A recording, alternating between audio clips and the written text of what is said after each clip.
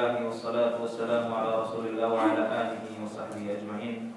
Allahumma salli wa sallim ala nabiyyina wa habibina Muhammadin wa ala alihi wa sahbihi ajma'in. Rabbana hab lana min azwajina wa dhurriyyatina qurrata a'yun waj'alna lil muttaqina imama. Ikhwan dan akhwat yang dimuliakan Allah, anak merupakan investasi dunia dan akhirat. Anak merupakan amanah dari Allah Subhanahu wa taala. Anak merupakan cobaan buat setiap orang tua yang diberi amanah oleh Allah Subhanahu wa taala. Masalah pendidikan anak masalah yang sangat penting untuk kita bahas, untuk kita kaji dan untuk kita ketahui, baik yang sudah punya anak maupun yang sudah punya cucu atau yang insya Allah akan dikaruniai anak. Mudah-mudahan yang belum punya anak kita doakan mereka diberikan keturunan yang soleh dan soleha dalam waktu dekat. Ya, yang sudah mendapatkan keturunan putra putri mudah-mudahan menjadi putra putri yang soleh dan soleha, penghafal kitabullah Al-Quran dan sunnah Rasulnya. Bagi yang belum berkeluarga, belum menikah, kita doakan mudah-mudahan segera mendapatkan jodoh yang soleha atau yang soleh, yang cocok, ya, yang sesuai dengan pilihannya dan menjadi jodoh di dunia dan di surga. Amin ya rabbal alamin. Yang mau nambah kita nggak doakan, karena ada yang nggak suka. Jadi apa namanya? Kita doakan yang belum saja. Kalau yang mau nambah doa sendiri. Jangan kita doa ke kita. Baik, ikhwan dan akhwat yang dimuliakan Allah. Allah Subhanahu wa taala menyuruh kita untuk menjaga keluarga kita, menjaga diri kita tentunya nomor satu. Yang kedua menjaga keluarga kita dari api neraka dan siksaannya. Allah Subhanahu wa taala berfirman, "A'udzu billahi minasyaitonir rajim. Ya ayyuhalladzina amanu qu anfusakum wa ahlikum nara waquduhan nas wal hijarah." Allah Subhanahu wa taala berfirman dalam surat At-Tahrim ayat 6, "Wahai orang-orang yang beriman, jagalah diri kalian dan keluarga kalian." Allah Subhanahu wa taala menyuruh untuk menjaga diri kita, karena nomor satu seorang bertanggung jawab kepada Allah atau di hadapan Allah terhadap dirinya. Selamatkan diri dulu. Kemudian setelah kita selamat, mudah-mudahan kita termasuk orang-orang yang selamat dari api neraka. Kita belajar, kita mengaji, belajar Al-Quran, belajar hadis, belajar bahasa Arab, ya, belajar ilmu-ilmu agama. Itu adalah dalam rangka usaha untuk menyelamatkan diri dari api neraka. Maka yang kedua adalah wa ahlikum, keluarga. Keluarga termasuk istri, termasuk anak, termasuk cucu, termasuk saudara dan kerabat. Ya, itu kewajiban kita masing-masing. Kalau masing-masing dari kita, setiap muslim menjaga dirinya, menjaga keluarganya, menjaga kerabatnya dari api neraka, maka insya Allah orang Islam akan selamat dari siksaan api neraka. Api neraka kita tahu waquduhan nas wal hijarah. Api neraka bukan seperti di dunia yang bahan bakarnya bensin, bahan bakarnya solar, bahan bakarnya kayu bakar. Tidak. Di akhirat kelak bahan bakarnya adalah an-nas, manusia yang menjadi bahan bakar. Nasallallahu al-'afwa wal 'afiyah wa nas'aluhu subhanahu wa ta'ala an-najata minan nar. Kita memohon keselamatan dari siksaan api neraka. Ya. Bahan bakarnya api neraka dan hijarah. Waquduhan nas wal hijarah. Bahan bakarnya adalah api neraka. Bahan bakar api neraka adalah manusia dan batu. Dan dikatakan batu bukan sembarangan batu, tapi batu yang menyebabkan berkobarnya api. Ahli tafsir ada yang mengatakan batu itu adalah kibrit, seperti batu bara, bukan sembarangan batu. Itu batu yang mengeluarkan panas, itu mengeluarkan energi, menjadi penyulut api seperti batu bara. Ada juga yang menafsirkan batu-batu yang menjadi bahan bakar api neraka, diantaranya adalah batu-batu yang dijadikan berhala, patung-patung dan yang lainnya. Ala kulli hal, batu adalah benda yang keras yang apabila dia kena panas akan menahan panas semakin lama. Beda dengan kayu. Ketika kayu dipanaskan jadi abu dan mati, tapi batu akan menjadi panas dalam waktu yang lebih lama. Waquduhan nasu wal hijarah 'alaiha malaikatun ghiladun syidad, yang akan dijaga oleh malaikat-malaikat yang sangat kasar dan syidad, kuat. Jadi nggak mungkin bisa lari dari neraka, nggak mungkin bisa keluar dari api neraka. La ya'sunallaha ma amarahum wa yaf'aluna ma yu'marun. Mereka tidak bermaksiat kepada Allah dan melakukan apa yang diperintahkan. Ada yang suruh dirantai tangannya dan kakinya, ada yang suruh ditusuk akramakumullah kemaluannya dengan tombak dari api neraka, ada yang disuruh untuk menghancurkan perutnya, nasallallahu alaihi. Siksaan api neraka waliyadzubillah bukan hanya panas saja, tapi ditambah dengan siksaan yang sangat berat. Ini semua kita diperintahkan untuk lari darinya.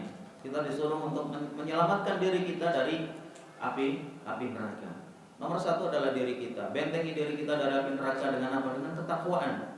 Takwa adalah menjadikan pembatas antara kita dengan maksiat kepada Allah dan menjadikan pembatas antara kita dengan siksaannya. Itu dengan apa? Dengan menjalankan ketaatan kepadanya, dengan menghadiri majelis taklim, dengan mengkaji Al-Quran dan isinya, mengkaji hadis dan penjelasannya, dan tentunya mengamalkan dalam kehidupan sehari-hari. Menjaga mulut kita dari omongan yang kotor dan jorok dan omongan-omongan yang menimbulkan kemaksiatan. Menjaga perut kita dari makanan-makanan yang haram dan tidak dihalalkan. Menjaga tangan kita dari memegang sesuatu yang diharamkan, mata, telinga, semuanya dijaga dari hal-hal yang menyebabkan seseorang itu disiksa oleh Allah Subhanahu wa taala. Kemudian Rasulullah SAW juga mengingatkan kepada kita bahwasanya kita semua adalah pemimpin dan setiap dari kita akan dimintai pertanggungjawaban di hadapan Allah tentang bagaimana kita memimpin bawahan kita.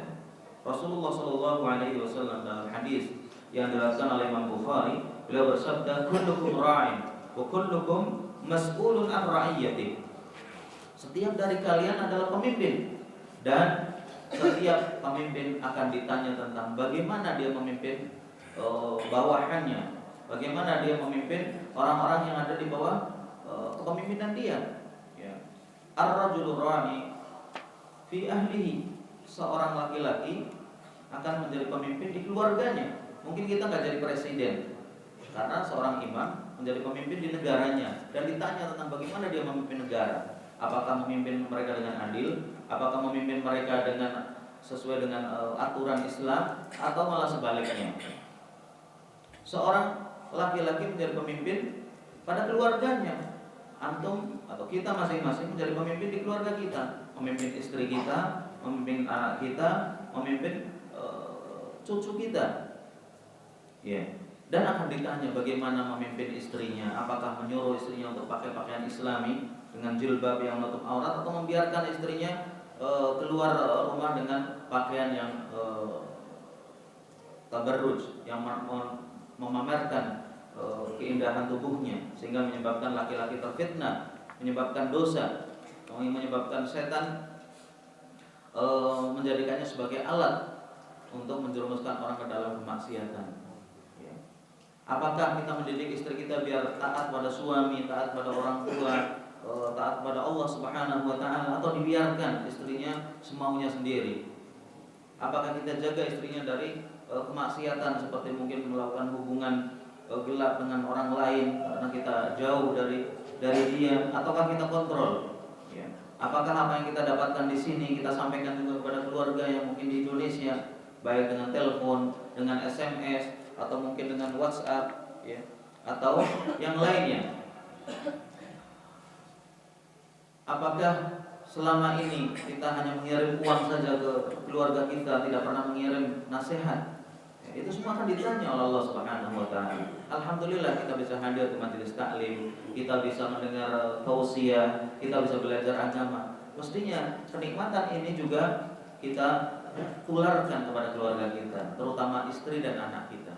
Apakah kita biarkan pendidikan anak kita tanpa belajar agama? Benar dia hebat di matematiknya, di fisikanya, di ilmu umumnya. Apakah dia pintar dalam membaca Al-Quran?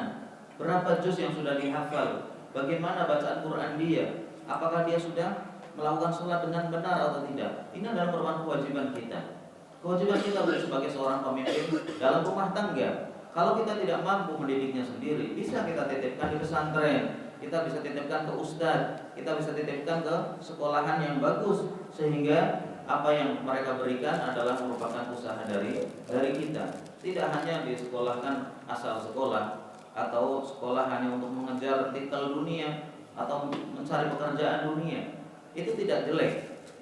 Menyekolahkan anak untuk bekerja, menyekolahkan anak untuk mencari gelar, bagus untuk karir dia di dunia. Tapi dunia ini hanya sebentar. Dunia ini sementara. Makanya disebut ad-dunya, karena dekat dan sebentar. Yang akan lama adalah di akhirat.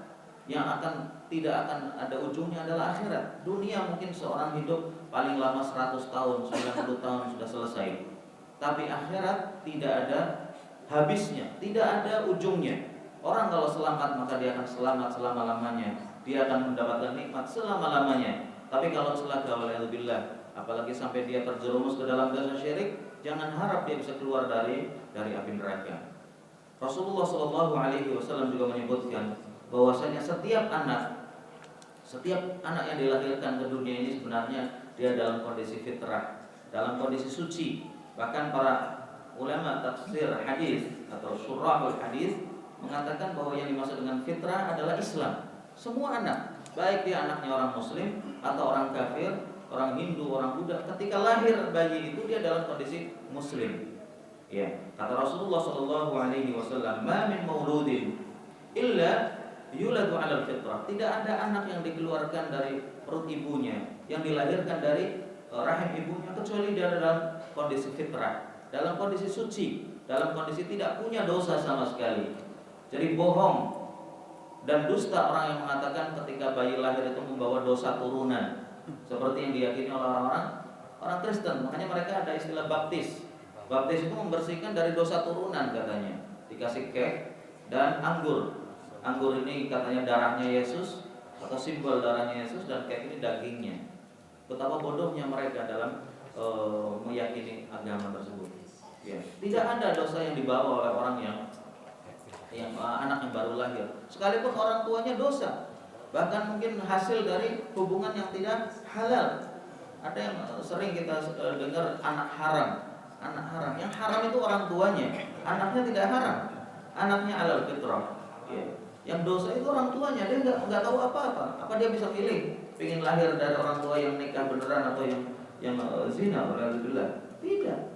Kalau bisa pilih mungkin antum nggak mau lahir jadi orang Indonesia, mungkin pengen jadi orang Saudi atau pengen keluar dari istrinya raja sehingga menjadi putra mahkota. Karena kita nggak bisa milih, ya sudah, itu takdir kita. Masing-masing memiliki takdir yang berbeda-beda, tapi semuanya dalam kondisi baik. Allah Maha Adil. Nggak ada anak lahir bawa dosa, nanggung dosa. Kalau nanggung utang, mungkin katanya orang Indonesia baru lahir aja punya utang. Siapa yang utang? Yang utang negara kok dia yang nanggung? Ya, katanya berapa juta itu tiap anak lahir. Nah, itu urusan yang kita nggak tahu. Yang jelas kita suci di hadapan Allah Subhanahu wa taala. Tinggal bagaimana peran orang tua. Fa'abawahu, kata Rasulullah. Orang tuanya lah, bapak dan ibunya lah yang akan yuhawidani. Dia muslim aslinya. Dia dalam kondisi fitrah. Tapi apakah dia tetap dalam jalur yang fitrah? Apakah berubah haluan menjadi Yahudi? Au yunassiranihi, atau berubah menjadi orang Kristen? Kalau orang tuanya Kristen, akan diajak ke gereja, akan diajarin haleluya dan segala macam. Nah, dan bil munasabah sekarang kita berada di penghujung bulan Desember ya, yang orang pada merayakan Natal, orang Kristen. Dan anehnya dan yang sangat disayangkan, sebagian kaum muslimin ikut-ikutan merayakan, ikut-ikutan makan-makan. Bahkan mungkin sebagian mereka ada yang ke gereja, ada yang ikut pakai pakaian seperti pakaian mereka. Subhanallah, ini musibah. Ya. Ada sebuah poster di Turki, ya, yang mengatakan, apakah kalian pernah lihat ada orang Kristen merayakan Idul Adha? Enggak ada. Tapi orang Islam merayakan Natal banyak. Ada yang mengucapkan selamat dan segala macam, ada yang ngasih hadiah. Padahal Natal itu kan keyakinan yang batil. Kesyirikan mengatakan bahwa Yesus adalah Tuhan atau Nabi Isa alaihissalam adalah anak Allah Subhanahu wa taala. Kufur. Allah Subhanahu wa taala berfirman, A'udzu billahi minasyaitonir rajim. Laqad kafara alladziina qalu innallaha tsalitsu tsalatsa. Sungguh telah kafir orang yang mengatakan bahwasanya Allah itu adalah satu dari tiga atau keyakinan trinitas. Kafir dia. Sekalipun dulunya adalah muwahhid sebelum adanya keyakinan ini. Tapi diselewengkan keyakinan itu sehingga menjadi seperti sekarang. Kalau orang yang ikut merayakan sama saja dengan mengikrarkan kebenaran mereka, mengikrarkan tentang keyakinan bahwa Yesus itu adalah anak Allah Subhanahu wa taala. Ta'alallahu amma yasifun. Maha tinggi Allah dari apa yang mereka sifatkan, ya. Fa abawahu yuhawidanihi. Maka dua orang tualah yang akan merubahnya menjadi Yahudi au yunassirani atau jadi Nasrani. Ya, jadi tidak boleh seorang muslim merayakan atau mengatakan selamat Natal dan yang semacamnya atau pada agama lain, karena memberikan selamat berarti mendoakan berarti sama saja setuju dengan mereka. Ya, ini dalam masalah keyakinan tidak boleh kita ikut-ikutan, kita tidak boleh masuk ke dalam ranah akidah. Kalau kita menghormati, iya kita hormati, tidak kita ganggu, tidak kita bom, tidak kita bunuh orang yang menganut agama selain Islam, karena memang agama kita menyuruh kita untuk menghormati mereka. La ikraha fid din. Tidak ada paksaan memaksa mereka untuk masuk Islam, tidak. Rasulullah SAW juga punya tetangga seorang Yahudi, bahkan sering memberikan hadiah sama dia. Bahkan Rasulullah ketika wafat punya hutang sama orang Yahudi dan tidak dipaksa masuk Islam. Demikian juga kita tidak memaksa orang untuk masuk Islam karena petunjuk itu sudah jelas. Dan banyak yang masuk Islam gara-gara akhlak seorang muslim yang baik. Tapi bukan berarti kita ikut-ikutan mereka dalam masalah keyakinan. Jadi haram hukumnya mengucapkan Natal atau yang semisalnya. Au yuwajjisanihi, atau orang tuanya lah yang akan merubah dia menjadi majusi. Majusi itu penyembah api. Dan termasuk agama-agama yang lain yang tidak ada asalnya dari Allah Subhanahu wa taala, seperti Hindu, Buddha, Shinto, ya, Konghucu. Itu semuanya keyakinan-keyakinan hasil karya manusia atau budaya manusia, bukan dari Allah Subhanahu wa taala. Ya, dikatakan kama tuntijul bahimatan jam'ah hal tuhissuna fiha min jad'ah, kata Rasulullah. Sebagaimana anak hewan yang lahir sempurna, maka apakah kalian lihat dia itu cacat tiba-tiba? Tentunya tidak. Ketika lahir sempurna, dia akan sempurna terus. Adapun adanya cacat yang kupingnya terpotong, ada yang kakinya patah, itu karena kelalaian induknya atau dia sendiri yang ceroboh. Ya. Hadis ini diriwayatkan oleh Imam Bukhari dan Imam Muslim serta yang lainnya. Ini menunjukkan apa? Menunjukkan bahwa peran orang tua sangat besar dalam mendidik anak.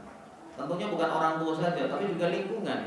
Ya, lingkungan berpengaruh pada anak. Anak yang bergaul dengan non-muslim lama-lama bisa ke bawah. Anak yang bergaul dengan orang yang tidak sholat lama-lama nggak sholat. Anak yang bergaul dengan anak yang suka minum minuman keras lama-lama ke bawah, kecanduan dan seterusnya. Betapa banyak anak itu menjadi korban gara-gara orang tuanya tidak perhatian, dibiarkan dia main dengan semua anak, yang akhirnya membawa mereka ke dalam jurang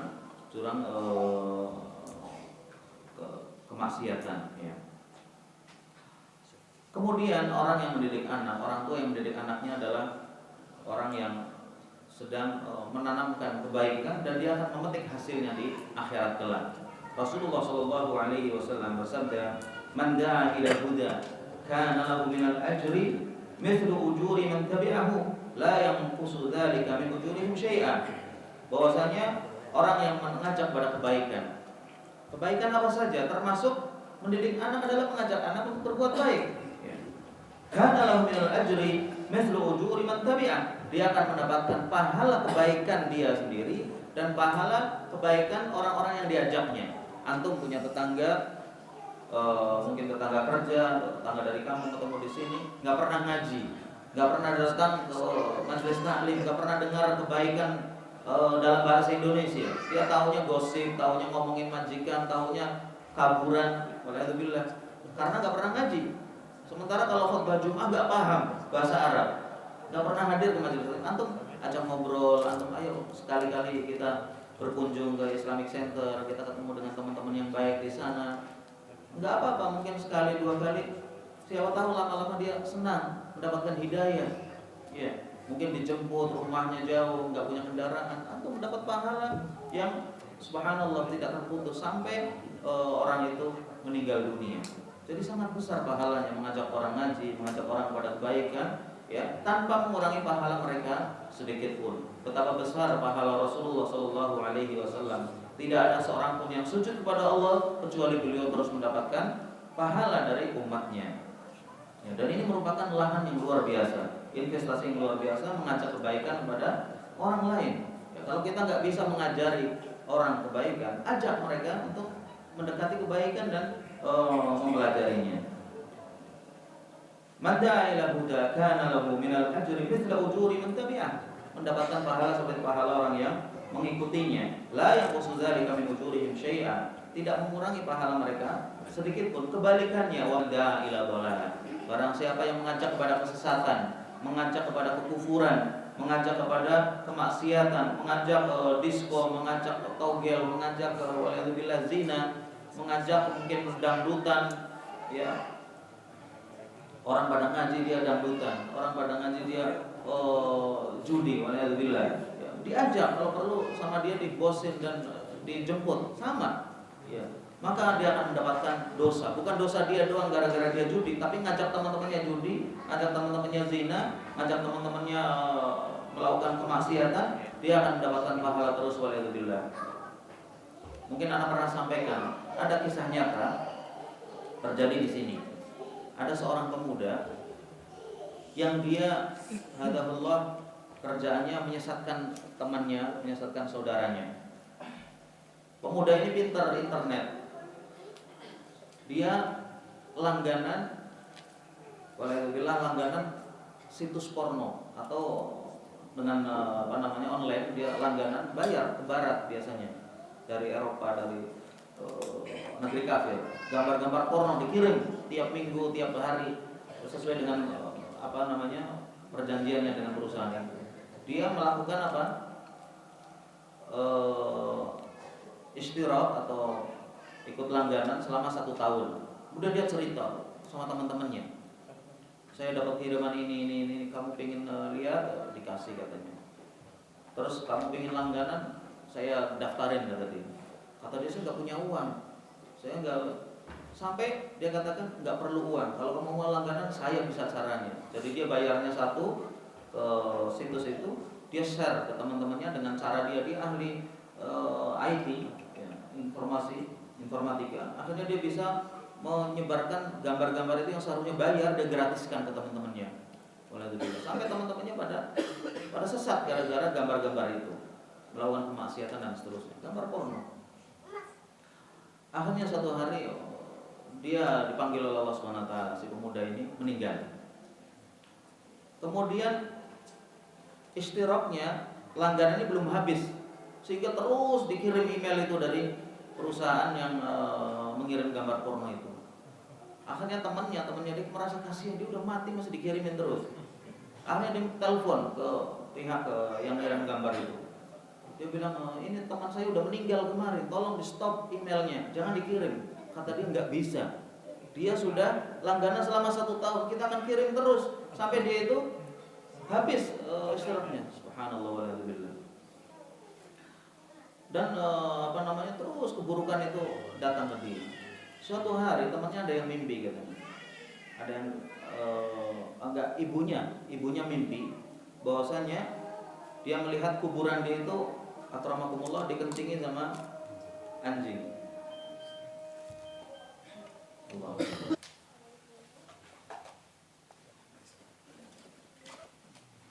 Nah, jadi subhanallah, ibunya mimpi di satu malam bahwasanya dia melihat kuburan anaknya masih muda, anak muda, dan kelihatannya belum nikah. Itu ada anjing yang kencing di atasnya. Subhanallah. Akhirnya ibu ini gelisah, bingung apa maksud dari mimpi ini. Mimpi itu biasanya kadang-kadang memang ada maknanya dan ada takwilnya. Ada mimpi yang sifatnya orang bilang bunga tidur, jadi tidak ada makna dan memang kebawa oleh aktivitas di siang hari. Tapi ada mimpi yang membawa makna. Di antaranya mimpi seperti ini, seperti mimpinya raja yang memenjarakan Nabi Yusuf alaihissalam. Ada takbir mimpi dan ada ilmunya. Ibu ini nanya ke teman-teman anaknya, siapa yang tahu tentang makna mimpi ini? Yang cerita ini dia katakan, tapi dia nggak ceritakan ke ibunya karena khawatir menambah sedih ibunya. Tapi intinya adalah mungkin itu maksudnya adalah bahwa keburukan itu terus masuk ke kuburan dia sekalipun dia sudah meninggal.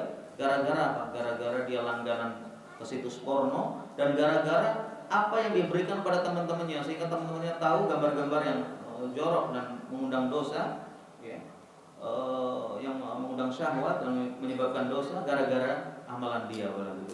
Asyahid dari cerita ini adalah jangan sampai kita menjadi penyebab keburukan kepada saudara kita. Semua orang berdosa, semua orang melakukan kesalahan, tapi cukup dia yang salah dan segera bertobat. Jangan sampai mengajak orang lain untuk berbuat dosa. Jangan sampai mengajak orang lain untuk berbuat kemaksiatan kepada Allah Subhanahu wa taala. Kenapa? Manda ila dhalalah. Barang siapa yang mengajak kepada kesesatan, kana lahu alaihi minal itsm. Dia akan mendapatkan dosa dari perbuatannya, mithlu asami man tabi'ahu. Seperti dosa-dosa orang yang mengikutinya, la yanqusu dzalika min athamihim syai'an, tanpa mengurangi dosa mereka sedikit pun. Waliyadzubillah. Dia menanggung dosanya dan menanggung dosa-dosa orang yang berdosa gara-gara ajakan dia, gara-gara dia beritahu tentang dosa itu sehingga mereka melakukan kemaksiatan. Waliyadzubillah. Ya. Hadis ini sahih diriwayatkan oleh Imam Muslim. Semoga Allah SWT menjadikan kita termasuk kelompok pertama, kelompok yang melakukan kebaikan dan mengajak orang untuk berbuat kebaikan. Termasuk anak kita adalah hasil didikan kita dan mereka adalah cerminan dari kita sebagai bapak dan ibu.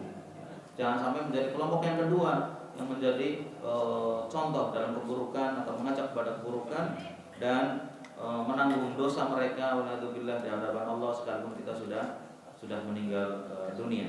Ya, makalahnya masih panjang atau materinya masih panjang. Insya Allah kita lanjutkan pada pertemuan yang akan datang. Alhamdulillah untuk bagi teman-teman yang biasa hadir, kita liburkan sementara karena saya ada undangan dari sekolah pembagian rapor dan juga tidak bisa hadir ke sini karena acaranya dari pagi. Dan kita akan lanjutkan pekan depan insyaallah. Sebelum kita akhiri ada pertanyaan, bagaimana tanggapan Ustaz tentang orang-orang yang katanya sebagai kawan muslim tapi membolehkan mengucapkan selamat Natal dan semisalnya, jilbab tidak wajib, dari mana mereka mengambil dalil? Iya, itu adalah perkataan kufur, perkataan yang diambil dari orang-orang kafir dan orang-orang liberal yang mengatakan bahwasanya Islam cukup di hati, Islam itu adalah perilaku dan seterusnya.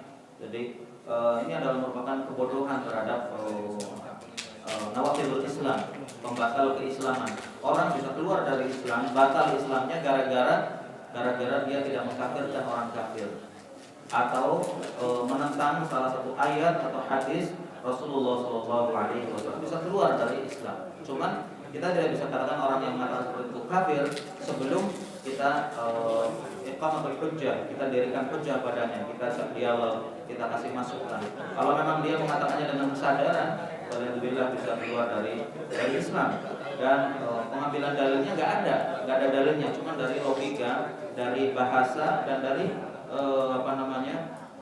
sampah-sampah orang liberal dan orang-orang yang memang mereka sesat dan menyesatkan. Semoga Allah SWT jauhkan kita dari pemikiran seperti itu dan jangan sampai membawa syubhat orang-orang yang mengaku dirinya intelektual tapi sebenarnya orang yang paling bodoh. Nasallallahu alaihi wasallam. Subhanakallahumma rabbana wa bihamdik asyhadu an la ilaha illa anta astaghfiruka wa atubu ilaik. Wassalamualaikum warahmatullahi wabarakatuh.